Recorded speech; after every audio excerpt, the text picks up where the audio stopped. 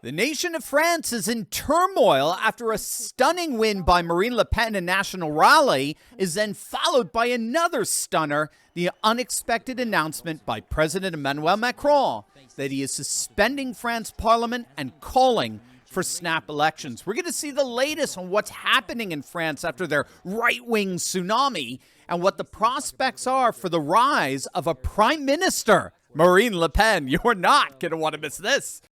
Hey gang, it's me, Dr. Steve, your Patriot Professor, here to help you stay sane in these insane times. So make sure to smack that bell and subscribe button. Also, I want you to stop putting off what you know you need to do. If you haven't secured the deed to your home as of yet, you need to click on that link below right now and protect yourself and your loved ones. Gang, I was shocked when I found out how easy it is to access the deed to my house, and not just access it, but actually change it. The deed to your home is the only document that proves you own it. But the problem is that the deeds to all our homes are now online, and criminals are free to find your deed, forge your signature, refile as the new owner of your home, take out tons of loans using your home's equity, and then sticking you with all the debt. But that's where our good friends over at Home Title Lock come in. Gang, they're simply amazing. Home Title Lock gives you the peace of mind that your deed is absolutely and completely protected 24/7. Click on that link below right now. Use promo code TurleyTalks, and all you have to do is enter your address for your no-obligation home title scan to see if you've already been a victim of deed theft. That's a $100 value, absolutely, totally free with my promo code TurleyTalks. Gang, don't wait for the worst to happen, only to regret you didn't do something about it when you could have. Do what I've done. Do what countless patriots have done. Click on that link below right now and secure your home today. If you saw my first video today, we talked about the astonishing political earthquake that rocked the entire European continent over the weekend when voters in 27 nations went to the polls to elect their next European Parliament. The result really was nothing less than what many are calling a right-wing tsunami.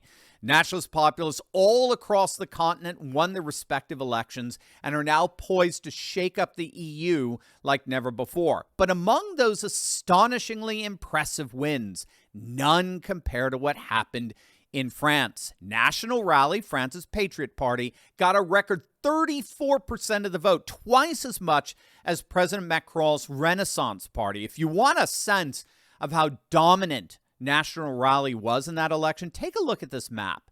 All the brown that you see represents the areas Marine Le Pen won in. It's beyond anything you could have imagined. And if you're listening by way of our podcast, 15 million podcast downloads, needless to say, it's basically all brown. 1 out of every 3 Frenchmen voted for National Rally. It's just absolutely incredible. Not to mention an absolute humiliation for President Macron. Russian officials certainly took notice and simply couldn't help themselves. The head of Russia's State Duma mocked Macron, claiming that both he and German Chancellor Scholz were desperately clinging on to power with their last remaining strength.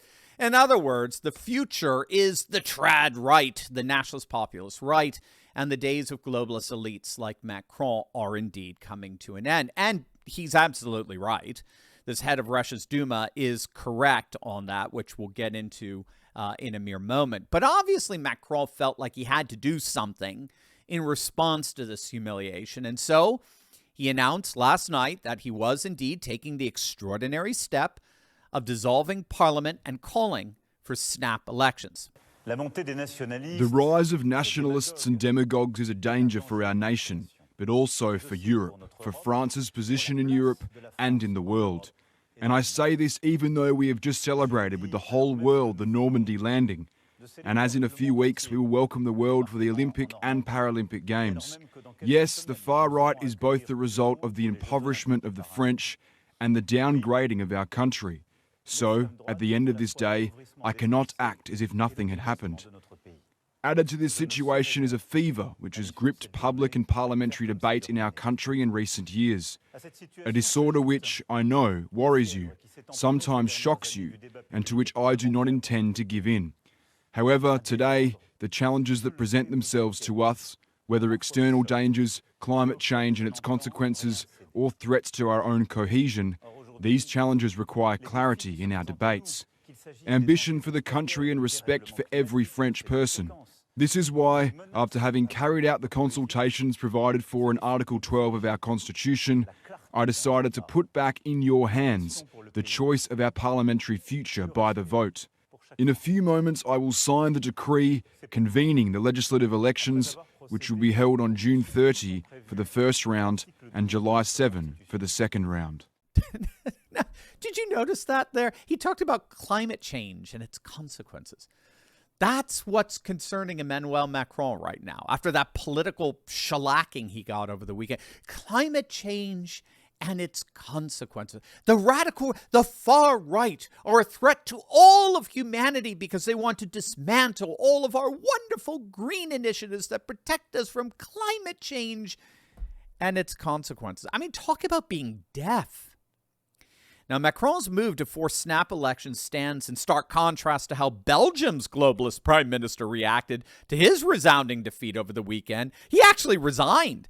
Remember, the EU elections are very much like Europe's midterms. It's where voters get to render a verdict on their ruling parties, on the parties that are currently in power.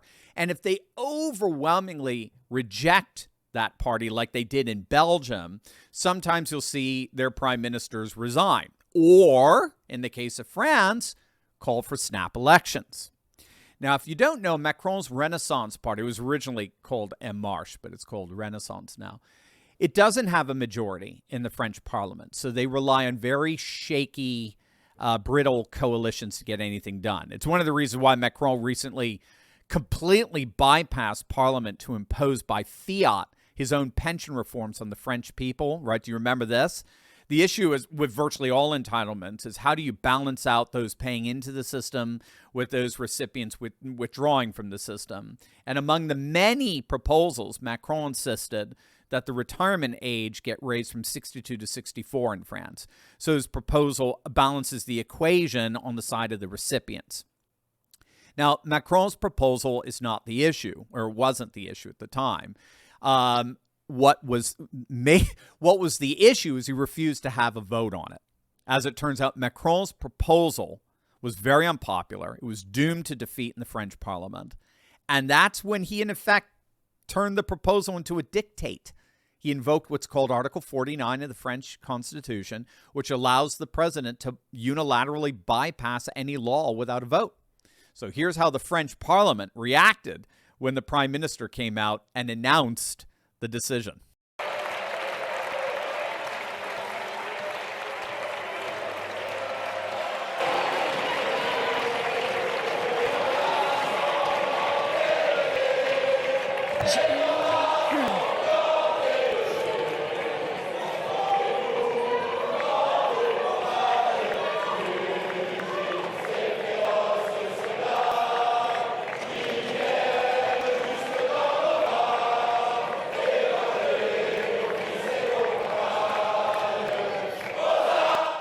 So, needless to say, if that's how MPs were reacting in the National Assembly, the French people were all the more incensed by this blatantly anti-democratic authoritarian tactic on the part of Macron. So regardless, what Macron is trying to do here with dissolving parliament and calling for snap elections, and keep in mind, he's doing this all as France is getting ready to host the Olympics in a few weeks. I mean, it's crazy, but what he's trying to do here is he's trying to push back against the rise of national rally. He's banking on the notion that it's very hard to win back-to-back elections in a row. And he's banking on the fact that it's far easier for national rally to win in European elections than it is to win domestically. And Macron thinks he can get political power back by beating national rally in an election just 7 weeks away from today.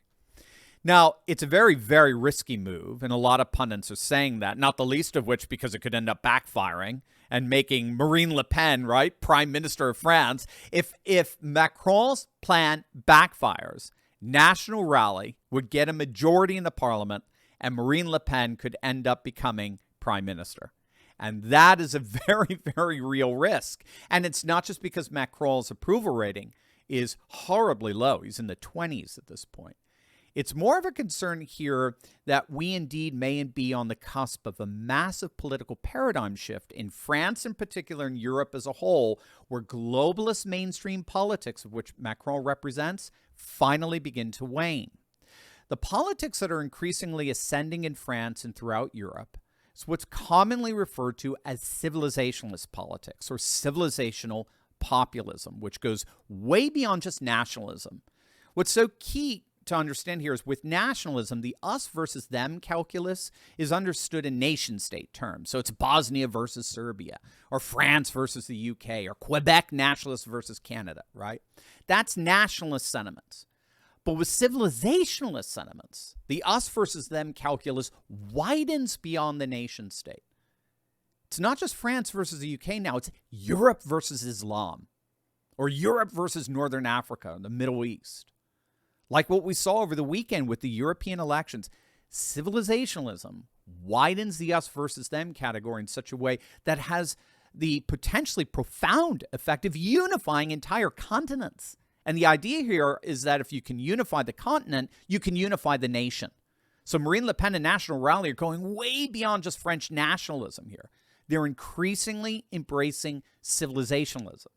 And as such, given the electoral success over the weekend, they may be headed for yet another unprecedented landslide in the weeks ahead. Here's your opportunity to tell big tech tyrants where they can stick it. Click on that link below and download our brand new cancel-proof Turley Talks app, and you can sign our special declaration of restoration. That's our petition to big tech that declares a new day is dawned. They are no longer in control, and we are taking our nation back. We've already got over 1,000 signatures of courageous patriots, and yours is next. Click on that link below or go to fight.turleytalks.com right now.